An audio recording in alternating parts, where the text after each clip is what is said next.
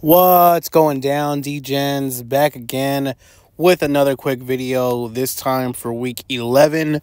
Guys, we're going to recap real quick, and then we're going to go right into the picks. This week's picks is going to be kind of light and a little bit different because we're going to have two teasers instead of just the one. Obviously, like I said, I want to recap first, and then prior to all this, about 2-3 weeks ago, we had a really teaser centric week, and we actually did pretty well with that one. So we're gonna go back to the well again. Like I said before, from week 8 through about week 13, it's really the best time for teasers, and that's what we're gonna try to do. Now, that being said, I will give you a quick look ahead. Next week is actually going to be a really, really good week for our picks, at least as far as being able to provide you more, because we have more of the teams that we have rated as purple picks, right? Playing, first of all, because this week, all 4 of the teams that are on bye, at least 2 or 3 of them are part of the purple picks. So we don't have a purple pick for this week. And then secondly, a lot of them are kind of the more predictable teams. So they're in our stylistic groups, right? Like the under teams, the teaser teams, that kind of stuff. So we don't have as many as we would like, but that being said, we're not going to push, we're not going to force a play, but I'm going to give you the ones that we like. So again, real quick, the recap for last week, the purple pick moves to 2-0, which is great. So week 9, obviously we got the win. Week 10, we get get another win as the Colts -1.5 versus the Patriots. Really, the Patriots probably outplayed the Colts, but the Patriots just ineptitude and Mac Jones being Mac Jones and being as conservative as possible, and the consistent need to run, all of that really just kind of screwed the Patriots over. I do think the Colts could have put up more points and probably would have been more aggressive had the Patriots pushed them. So everybody's saying that the Patriots, they lost this game, the Colts didn't win it. And yes, that's true from what we saw.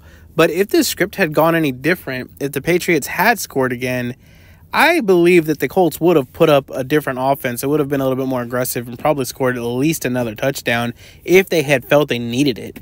But either way, we get the win in that one. Ravens -5.5 versus the Browns is the only loss, and that is the one that pisses me the hell off because that should have been a fucking win. That should have been an easy win. The Ravens start the damn day off with a pick 6, for God's sake. They're up fucking 14 points in the fourth quarter, and they can't give me a fucking cover, even with the better number that we got at the 5.5 instead of the 6 or the 7. Oh my God. This team is fucking it's unbearable sometimes, because it's man, if you could just focus and not mess it up, play defense when it really matters. I don't know if the defense is getting tired in the second half or what. It just seems like they're not as good or maybe not as aggressive. But again, this team, the Ravens team, seems like it wants to go into coast mode anytime it feels like the opponent isn't worthy of a full commitment, and it comes back to bite them in the ass every single time. We saw it with the Steelers, we saw it with the Browns. The Ravens have a better team, they just lose focus, and it's like they're not giving 100%. And it's not even just the players; it's almost like the play calling, because the play calling is done we can't lose this game. We have this in the bag. Let's just keep everything in front of us and we'll be fine. And then lo and behold, you lose on a fucking last second field goal. Anyways, that's the one loss from the straight picks. The Lions -1.5 at the Chargers to get that win in a very dramatic, super high scoring game. That was fun to watch. Ravens Browns over 37. This is a 2.5 unit play. I'm only going to give myself credit for one as far as record keeping goes, but I did say last week, because it's 2.5 unit play, this was the big money play. This was the 90% winner. We can change our lives around with these kind of picks, criteria plays that we talked about in the summer. So we go 1-0 with that one. So very, very happy about that. Very excited about that. That was also part of the teaser, because I really wanted to get that 37 down to 31, and we got it down to 31.5 with the teaser. The teaser hits as well. We get Packers Steelers under 44.5. It was a little bit of a tight squeeze on that one. They ended at 42, I believe, but our Ravens Browns total flies over, so we get that one. So all in all, we go 3-1 for the week. Pretty damn good. As far as the straight picks are concerned, we go 3-1 there. I'm sorry, it's 4-1 on the week, but 3-1 with the straight picks. which does move us for the straight picks to 26-13, up 11.7 units. If you are playing $100 a hand here or $100 a wager, you are up almost $1,200. And Week 11 picks, real quick, guys. We have Miami minus 13.5. Now, full disclosure, I jumped on this early. I have Miami minus 12.5 in my back pocket. Actually, I should have got Miami minus 10, but either way, Miami minus 13.5. My algorithm says that Miami should be at least a 17-point favorite, so we're getting pretty big value. And I know they say if your model's off by more than like a point or two, it's not valuable enough. I really truly think that the Raiders model and algorithms, as far as like the Vegas lines, they don't account for Aiden O'Connell just yet. It's not been long enough. They don't account for the coaching change yet. They've played softer opponents, so they're not giving a full accurate number, whereas mine are taking those things into account already, and they are much quicker to adapt. So give me Miami at almost any number, but definitely any number under 17. Secondly, Ravens minus 3. We're going back to the well. Hopefully they don't kill us again. Ravens minus 3 in the first half. Ravens have a tendency to get out strong in the first half, build a lead. Bengals also have a tendency to play second halves really, really close. Their defense seems to adjust and lock down on offenses in that second half. So give me the Ravens minus 3 for the first half in this game.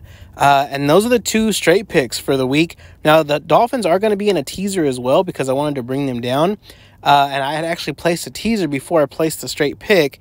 So I actually got the Dolphins at like minus 4 on the teaser because, again, it was at 10. But my teaser is Rams plus 8.5 with Dolphins minus 4. Those have both moved with me. So that one is down to Rams plus 7.5 with a 6.5-point teaser. And then the Dolphins down to 7. Please do get the 6.5-point teaser. You need to get it down to at least 7 or through it, preferably, if you can. But either way, that would be the pick for right now. The Rams plus 7.5, Dolphins minus 7.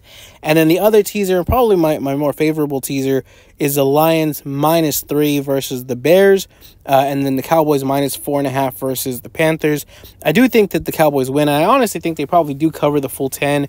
Just to let you know, the key number segment, things like that I usually do, it does say once you get a line past 7, the numbers between 8 and 13 are almost like irrelevant. If a team is good enough to beat another team by 2 possessions, right? So 9 plus points, they're good enough to beat that team by 14 points, by 17 points, by 20 points.